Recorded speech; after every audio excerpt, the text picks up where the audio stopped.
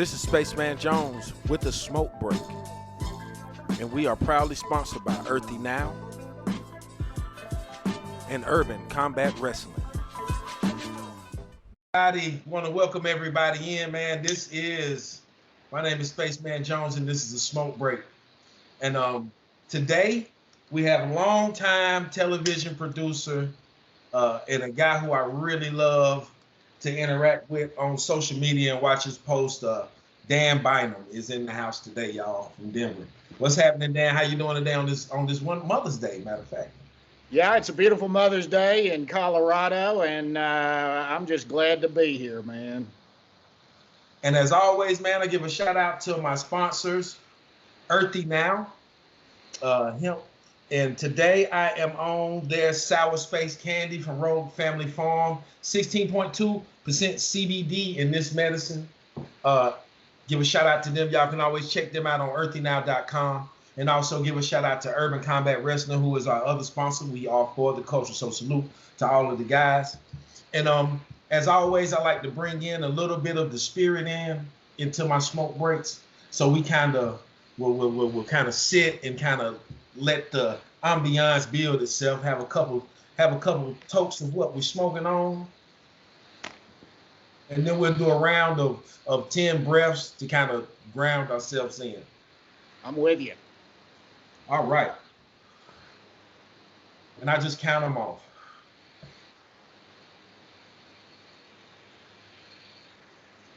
1,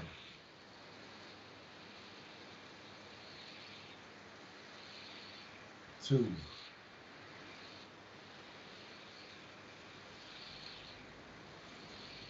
3. And we always invite the folks watching in to join us in this moment of just grounding.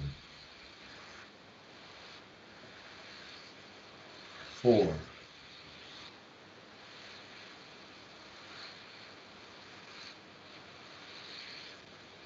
5,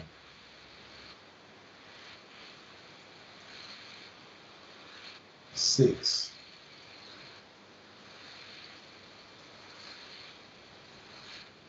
7,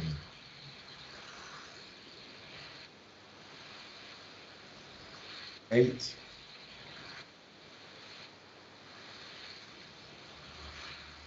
9,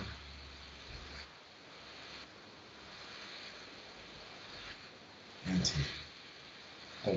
Namaste. Namaste. All right. Glad you're doing that, because right now in this era of sickness, meditation and going within and getting your own strength within yourself is primarily important now. I've been doing a lot of that. I've been chanting Medicine Buddha mantra for healing of the world and the universe, but everybody needs to take some time and just meditate and gather your own personal strength and get your own personal peace right now in these times. And those of us who can keep our power within us, we're going to come out even more powerful on the other side. But you just got to focus right now, everybody.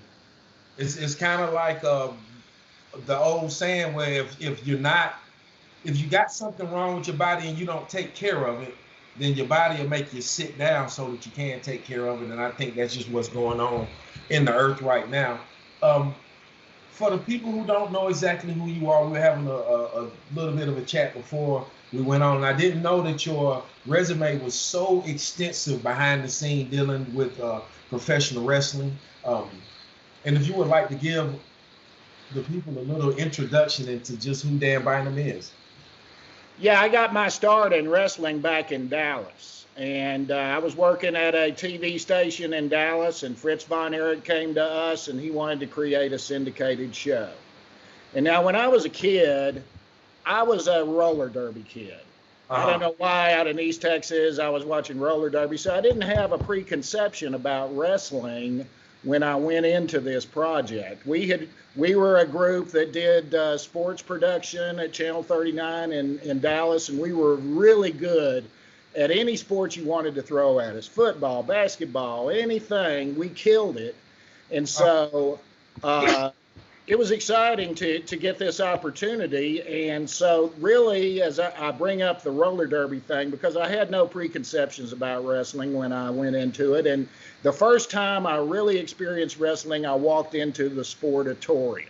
And the Sportatorium was it was literally the mecca of professional wrestling, because in the Sportatorium, what I found when I went in there was 3,000 people who were able to completely suspend their disbelief and were able to fully get into the wrestling experience. So they believed everything. They wanted to believe, and it was beautiful. That's what made it exciting to me, because we were in this thing together. We were completely bought into it, and it was fantastic. This was back in the kayfabe days, and that's how we enabled that level of suspension of disbelief. Because in the kayfabe days, man, the baby faces had a door on the south side of the Sportatorium, and the heels came in on the north side,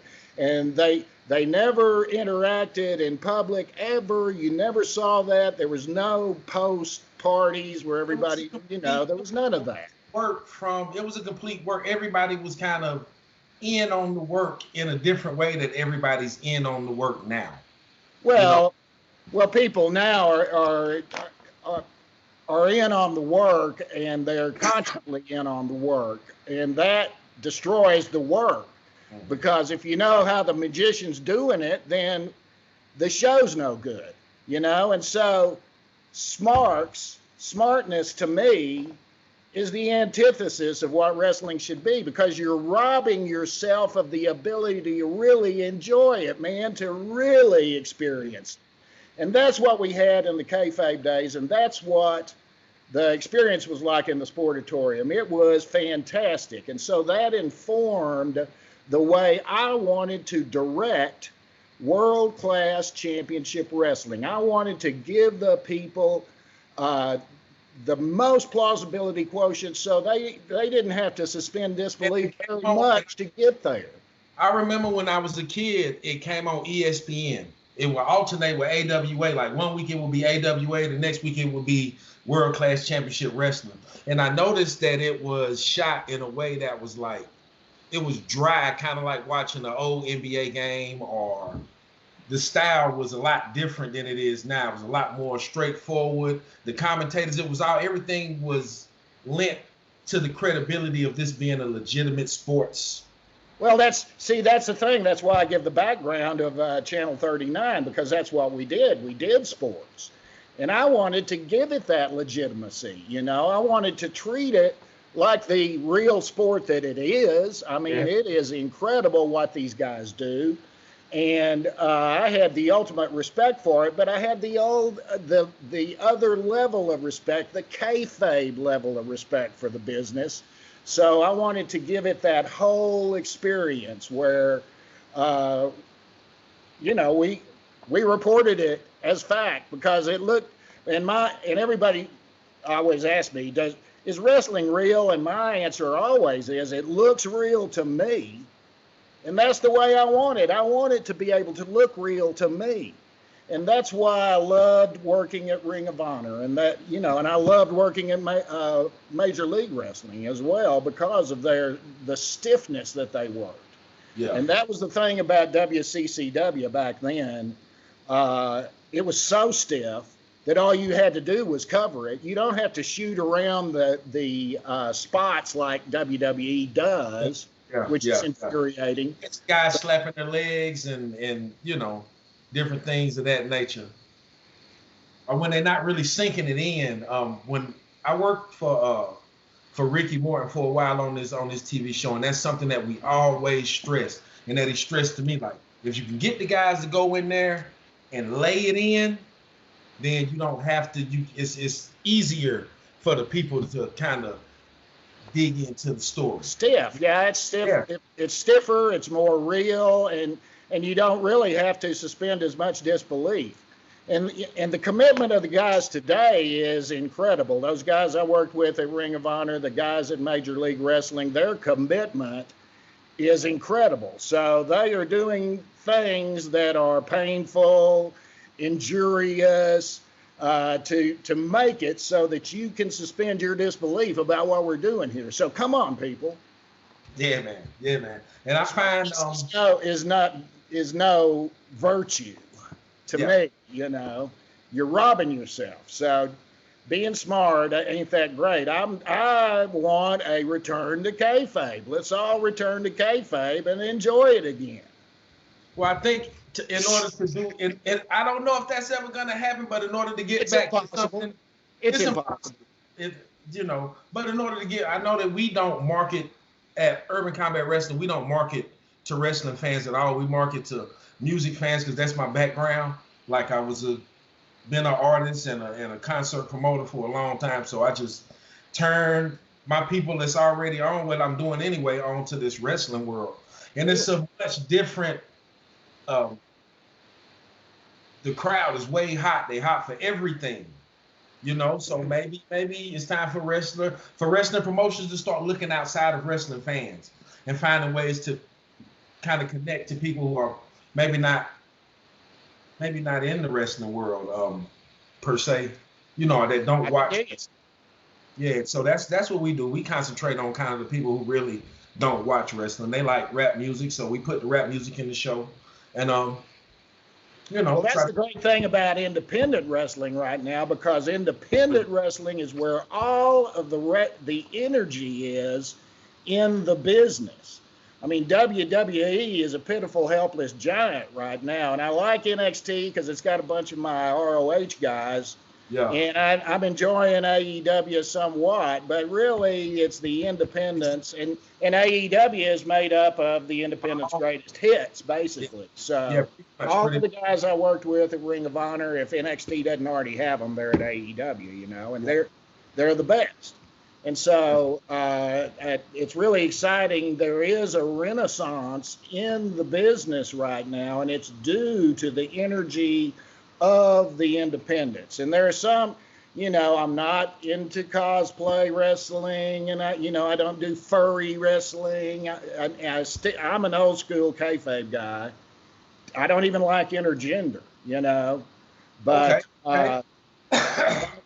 But I see some energy coming. I shy away from the weird stuff, and I'm more into the hardcore type of things. So, but we'll see what's happening, and it's an exciting time, and new technologies like vlogging and video podcasting and being able to stream your programming to the world basically is democratizing the ability of promotions to get on the air, to get seen, and it's the quality of what you do that builds your viewership. Like the guys up in New Jersey at Capital Wrestling, they started small and now they're fantastic. Yeah.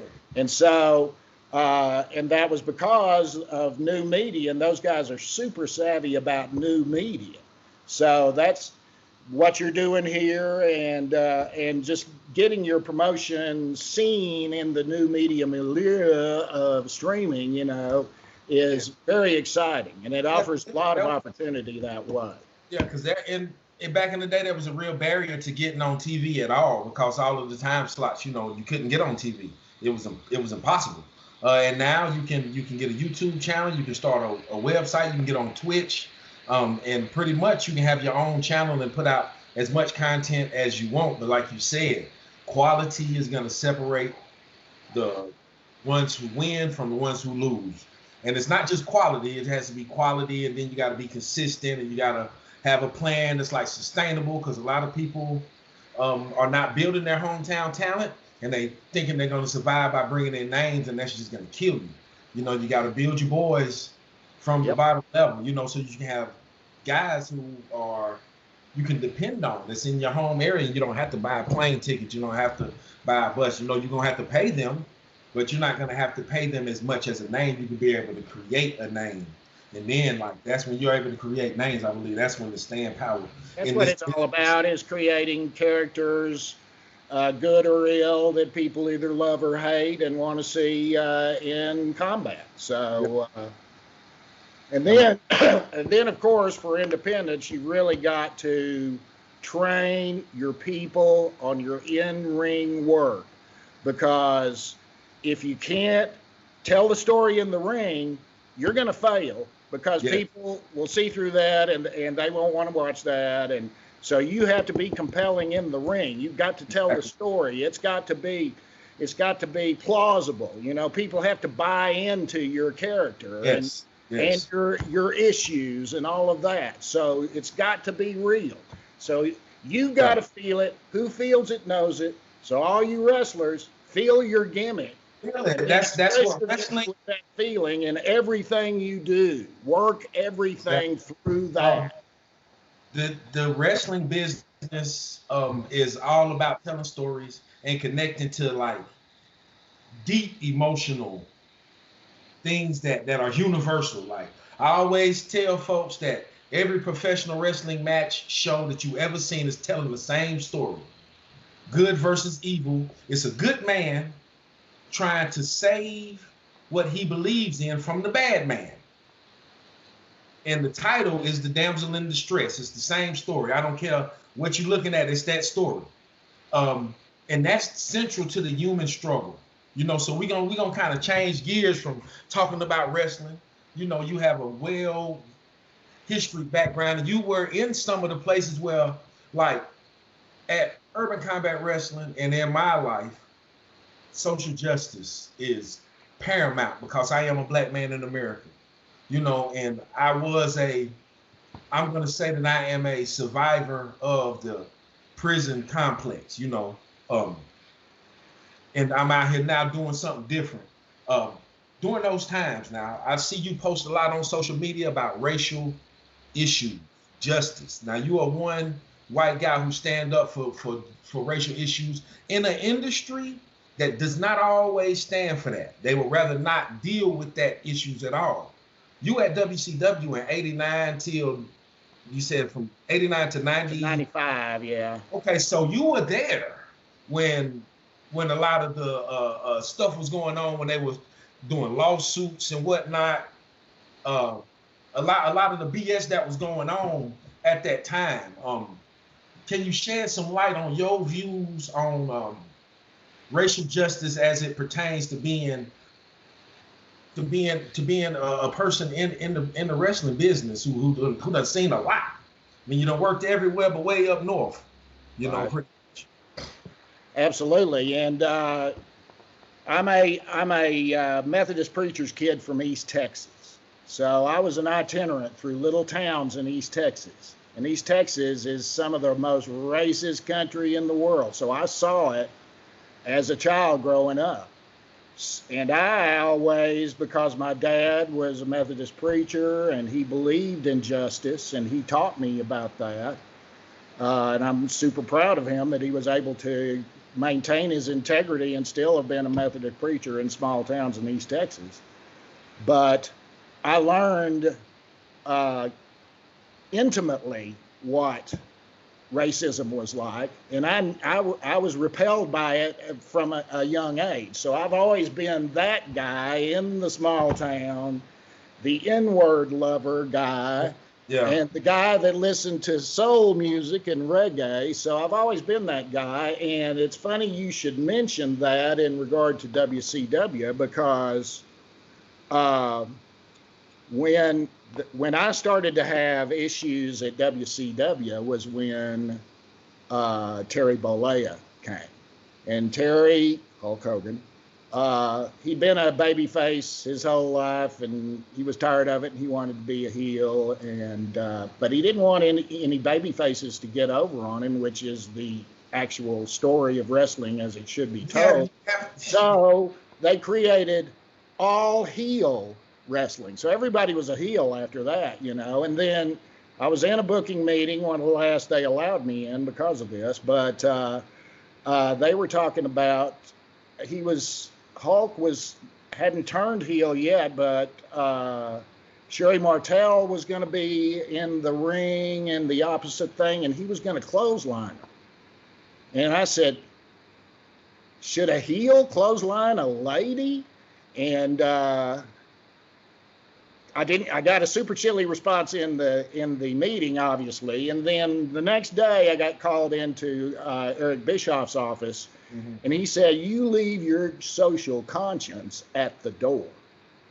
And so that was the day I started looking to go somewhere else, and ultimately I went to the PGA Tour after that. But that was the straw that broke the camel's back, because not only were we doing away with the morality play that wrestling actually is, that's the only way it works. It's got to be good against evil. So if everybody's a heel, I mean, what? And you saw what happened. It was a chaos, and ultimately the demise of the promotion. And so yeah, I've been that guy. And now, especially, I'm 65 years old, and I've been fighting this fight since I was a child.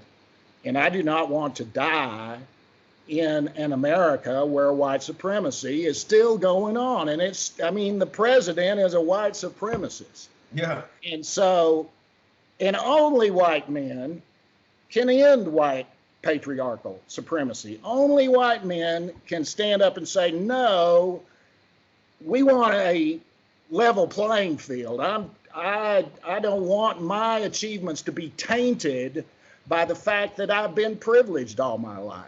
So ultimately everything I did has an asterisk. He's just a white guy. That's why he got to do that. And a lot of it is that reason. You know, I got into the University of Texas, and I'm not sure a lot of people of color were able to get there the way I was easily able to do that. So I was able to get a great RTF degree. And in retrospect, I see that I got in there because I was white more than other things. I had great scholarship and all of that, but still, you know, and so that weighs on my soul. That it has an asterisk by it, because people will, well, you were just white, that's why you got it. So that's why I'm saying now this has to end. I want in my lifetime to see real racial and sexual equality. I don't want to die with all of that still going on. And maybe that's just the human nature, and it'll never die. I don't know. But I'm not going to die without fighting it until it's either gone or I am. So that's how I am. And so I'm a radical liberal from East Texas. And if you come out of East Texas being a liberal, then you're hardcore liberal. Yeah, you real tough. Real tough. What you just said was, as I was listening, I was thinking like, wow, I have never really had a conversation with a white guy who has actually spoken like this. Not a man of your age. Right. Usually white men your age, you know, even if they are kind of progressive, they only gonna go so far. You know. Well, you can't admit that everything you've done is a charade, because you've just had privilege all your life. So was it you? Was it because you were better than everybody else, or just because you were whiter than all of the black guys who were better than you? That's the problem. Okay. I hate that. Okay. Yeah, and I still know, like, I noticed that in wrestling growing up watching it, there was few and far between heroes that we could cheer. Like, it was heroes we could cheer for, but like when it come time for them to go over, when I needed that boost of my hero finally, yes, we always came up short. You know what I'm saying? And well, I was glad to be at World Championship Wrestling when Ron Simmons got the strap put on him. That was a thrilling night for me. I cried that night to see that. I hugged him. It was so wonderful. Yeah. But you know, they treated those guys not well. I mean, Doom was one of the greatest tag teams in history, man. So, and they got their run, but yeah, it was run by white guys. Yeah, it was a lot of disappointment in that realm for me. growing up, and that was one of the driving reasons why we created a promotion, because we wanted to kind of see some stories. We wanted to tell the stories from our perspective. We wanted to tell that story from our perspective. Representation is critical. You've got to have representation. And so, yes, you're right. Everything in American media has always been black and white about how it depicted what was good and bad, and that's manure, you know. And so in the 60s, when finally we were getting black people on TV and in babyface roles, you know, finally that started. But still, I mean, but the reaction that we're seeing of the last gasp of white supremacy in reaction to the incredibly successful, perhaps the greatest in history presidency of Barack Obama is what we're seeing now. So white people, reactionary white people, are freaking out because they're losing their illegitimate white privilege. And so this is what's happening. That's how what has happened is happening. But I still believe that majority of Americans are not that. Yeah, I do. Will take responsibility for this in November and vote in such overwhelming numbers that the Republican voter suppression, that the Russian election fraud, that the Russian incredible disinformation that's already started, that we've got to overcome all of that and vote in such overwhelming numbers that there's no way that that can be stolen from us, or we're going to lose American democracy right there. Yeah, so come on, right now, stand up. Yeah, stand up and do it. Throughout your life and being an American and like working behind the scenes of media and really working to like working in media is a way of like communicating on a massive level. It's not just one-to-one. It's like you're talking to a lot of people at the same time. Were there ways that you were able to get your social your justice views onto the screen? Were there any ways that you were able to like help that along, like being able to stop some stuff that was going on and implement some things? Well, definitely in that I was always very supportive of the two handheld cameramen that I had in Dallas, both of them who were men of color. And they became stars of the show as well. So in that regard, I always supported my staff like that. But as far as getting stuff on the air, on the screen, that's hard sometimes. But when I was at the PGA Tour, I was at PGA Tour Productions, and a thing that I wanted desperately to do was tell Charlie Sifford's story. So I was able to produce a Golf's Greatest Legends episode about Charlie Sifford, where I was able to go to his house and speak to him directly about his experience and tell his story of being the first black man on the PGA Tour and the hell he had to go through to endure that. And so I told that story. I had Reverend Joseph Lowry come on and say, we didn't even know he was there. He was doing it by himself. I wish we had known. So that is one of my greatest achievements, I think, in a social justice sense, and being able to tell a story like Charlie Sifford's in a positive way and supportive way. And he was very grateful to me for that. So that to me was very special. But, you know, because I was a white guy, I got to do that. Yeah. Because had I been a black producer, had I been a black guy, I wouldn't have been a producer at PGA Tour Productions.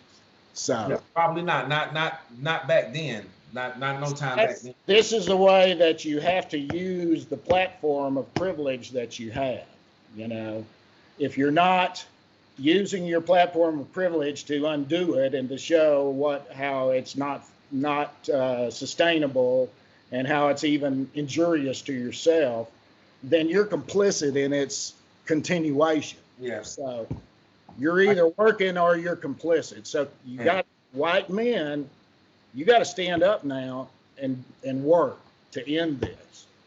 And I definitely, For our own sake, it's a horrible weight of guilt that we have to live with every day if we're aware. So I'm tired of it. I want it gone, man. I want it gone now because I'm sick of it. man. But yeah, you got me started, bro. All right. I was wanting to ask you about like living in Denver, you know what I'm saying, and being able to be in a place where, it's a little bit. It's got to be a little bit more freer because you don't have to really worry about, uh, at least you can have like medicinals, and not have to worry about going to jail and whatnot. Right, and I'm a huge proponent of cannabis wellness therapy. I have seen cannabis wellness therapy work in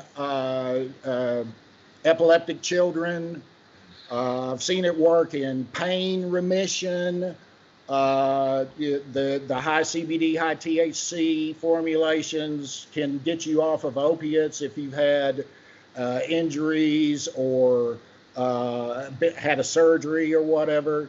So in the wrestling business, I think high CBD, high THC products would be very helpful to all of these guys who have, because as I was talking about how stiff everybody works now, and everybody gets injured, has aches and pains, and this is a good way for people to treat pain, because I've seen, and of course I was there with Von Erich, so I've seen what pain pills do to people. Pain pills kills people, and wrestlers are very susceptible to it because the things they do create horrible pain issues for them later in life or even right in their careers. And not only I'm saying that cannabis wellness theory is a much better way of dealing with that pain than pilling. Yours, yeah, altogether. And not only that, like just being on the road, and you might not even be hurt, but just the cycle of working the town, getting to the hotel late, still kind of you can't get to sleep. Like it's a lot of guys. Recovery. It helps you to relax. It helps you to get your body into a state of relaxation where recovery can actually happen. Right. Let me explain what's happening. I'm sure you understand, but what we have in us is an endocannabinoid system. We've always had this. We just understood it now because they realized that in mother's milk there were cannabinoids. So how did they get there? We have an endocannabinoid system that creates endocannabinoids out of fat, and these endocannabinoids work to make the synapses of our body everywhere, all of our communication of our organs to our brain, to all of our system to work most efficiently. So when you have a homeostatic endocannabinoid system, your immune system is working at peak efficiency. And this is how we're able to cure cannabis, to cure cancer with cannabis, is we are enabling our immune system to fight hard enough to beat cannabis. So it's a thing where you create wellness in your system, so that's what it is. That's how it works in our physical bodies. So I didn't know I'd been medicating I'd been creating a endocannabinoid system that was in homeostasis since I was 17. But in Colorado, where you're able to find strain-specific products, and so everybody's body is unique. Everybody's body chemistry is unique. So what you have to do is find those strains that work best with your body chemistry, and you can feel that. Ultimately, we'll have science that will be able to test our genome and our blood and all of that, and will be able to tell us where our deficiencies in our endocannabinoid system are, and we'll be able to formulate specific cannabinoid and terpene entourages that will create homeostasis for you and allow you to be ultimately healthy. So that's where science is going once we're able to legalize enough to where we can have hard science on it. But it's going to transform healthcare. We're going to go from this system of treating symptoms after the fact, never curing anything, to a prophylactic system of cannabis wellness where we are always in homeostasis. Our immune systems are most robust and are able to fend off most of the stuff that we're getting. So it's going to change healthcare and our lives forever once we're able to fully integrate it into a mainstream lifestyle as it should be. I know that cannabis done been a major part of my life for a long time. Not only I didn't know anything about the health benefits to my body, but Right. I always knew that it was a major stress reliever and that it was a way to immediately get myself to feeling better, and I'm very thankful that we're able to explore the medicinal qualities of it a little bit more these days. I see you got a ROH video playing in the back, Adam Cole against Roger. Yeah, that is Best in the World 2013. 2013. That was at DuBarnes Arena in Baltimore. During the Scum era, where Owens was there, and is that? Oh, and that's Adam Cole. Adam Cole, And Roddy. Yeah, man. At Ring of Honor, we had the most incredible locker room. Those guys were fantastic, and I was so proud of everything that we did because the stuff they did in the ring. It's legendary. It's legendary wrestling. They were telling their stories in the ring, man. Totally. Were you at ROH for the ROH CZW angle that they ran, or was that before you got there?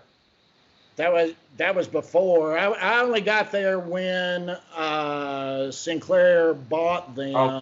So they hired me to go to Baltimore. I created the production company. Mark Davis and Jim Cornette and Hunter Johnson and I created the episodic show. And I was there the first 3 years. I was the director of production and directed all of the live to tape acquisition and the live pay-per-views.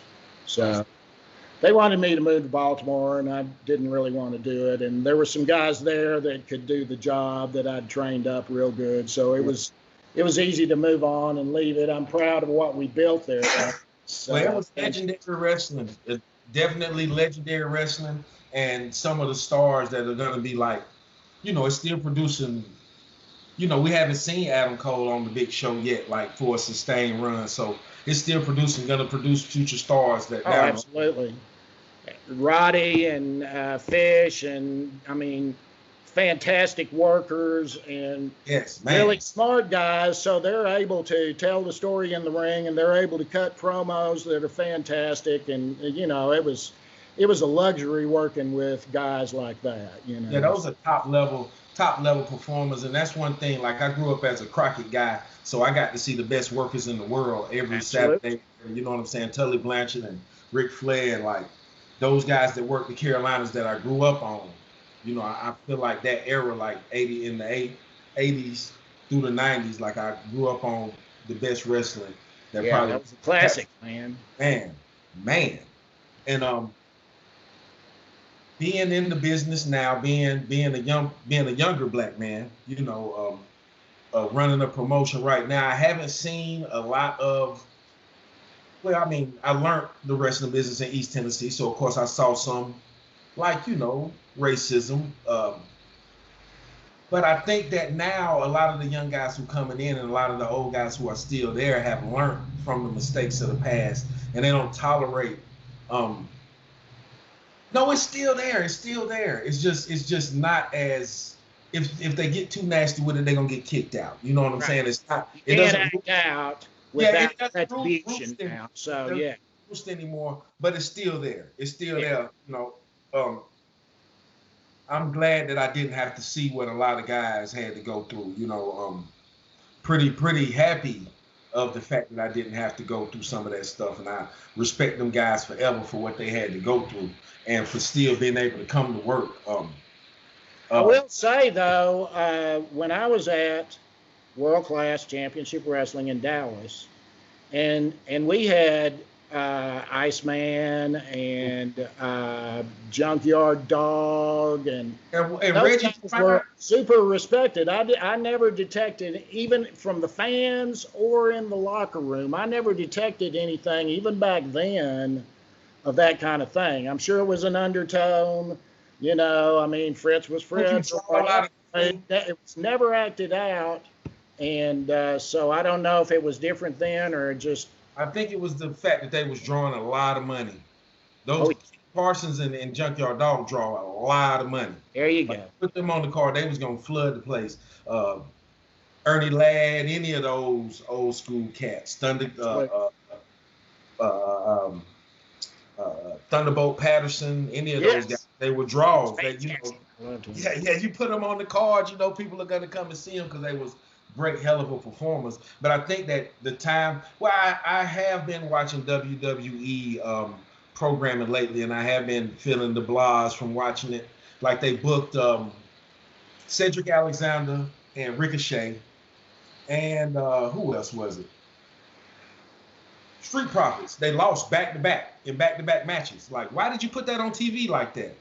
Who even thought about that? Like, why didn't y'all spread it out a little bit? I didn't understand it. It felt like a direct blow, to blackness to me in that moment. Like, these are why, so I still see it. Yeah, I mean, it's a bunch of white guys writing that stuff up there, so they don't, they're oblivious. Yeah. They don't understand. That's the problem. Yeah, because I feel like for the next superstars to come around, it's got to be somebody that they can have some hope in. I'm gonna be able to make it. And it's time.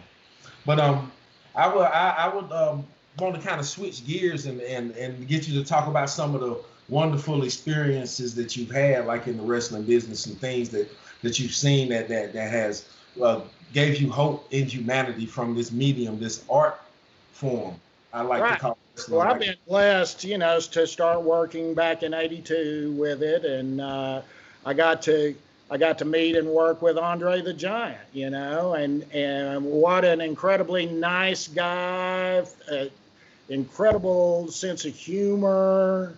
Unfortunately, one time I accidentally saw him come out of the shower in the locker room at the Sportatorium. I did not want to see that, but and I also was able, I have a size 13 foot, so in my cowboy boot, I was able to put his cowboy boot over my cowboy boot. He was a big guy, and he drank wine by the gallon, but incredibly sweet, fantastic worker.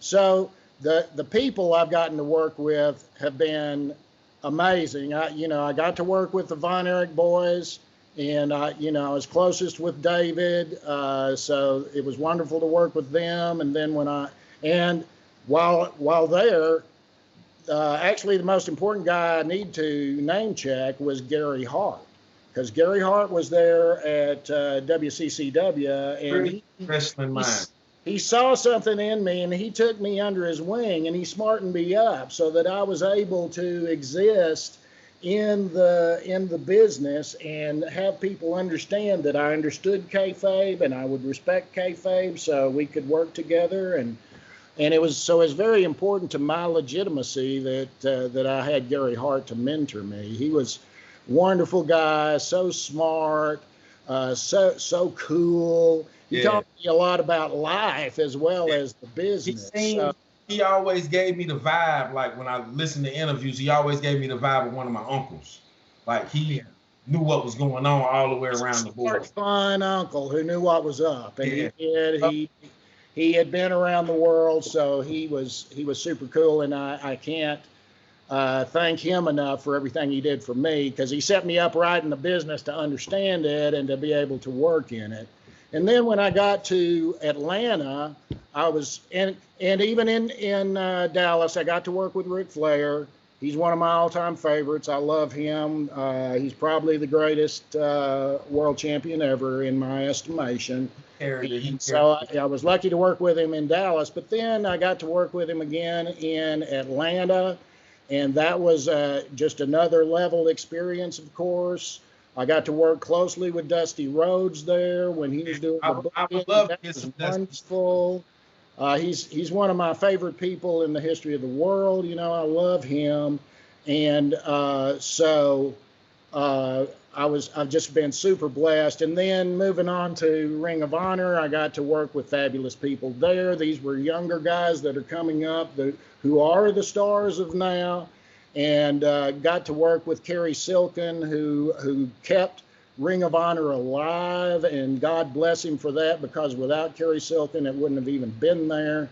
And then I got to go work with Court Bauer, who is a genius booker down at Major League Wrestling, and had a lot of fun with that. So everywhere I've gone, and everywhere I've gone, I've been blessed to work with super people. You know, I've had great crews in Dallas and Atlanta, in Baltimore, and in Florida, and it's been an honor to work with all the great cameramen that I've worked with. I wanted to ask you about a cameraman in particular. You had said that you have had two young black men working for you down in Dallas. Well, one was Brown, Vic Sosa, but the guy you're talking about is Oz Coleman. And Oz Coleman is as much a character and became as much a star at WCCW as everybody else, because and I've never been able to find guys to do this except for Jackie Crockett at WCCW. But those two guys would get up on the lip of the ring, would grab the rope, and they would get those shots into the ring that while people were bouncing off his shit. And these guys were fearless, and they got those shots, and those were the shots that you were drawn in by when you were watching WCCW as a kid. And so both of those guys were fantastic, but Oz had an incredible personality too, and so he went on to do the NBA there in Dallas, and he's a local celebrity in Dallas without a doubt. Yeah, Oz Coleman. Vic Sosa was the other guy. That were the two handheld guys.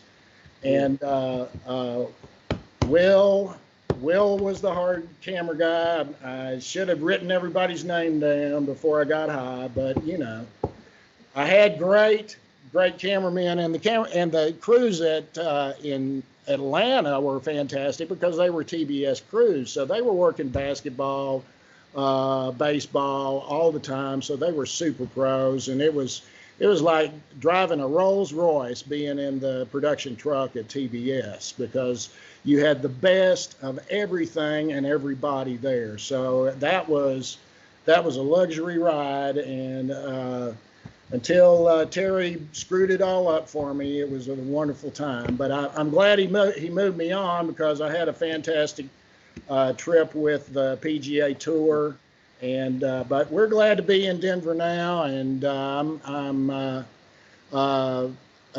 committed snowboarder, so I'm not going anywhere unless it's to more mountains. Yeah, man. So yeah, you should come down to Asheville, man. Come to Wolf Laurel, man, and come to Wolf Laurel. I'll turn you on to some good restaurants down here while you're here. I would love to. Yeah, man. Now, as we move forward with this, I always like to ask people if they can have a bit of advice that they could give to young people who are just now like starting out in their lives about how to approach life. I've been thinking about this question a lot, and it kind of changes a little bit on each episode because I'm trying to get down to what I want to really say about it.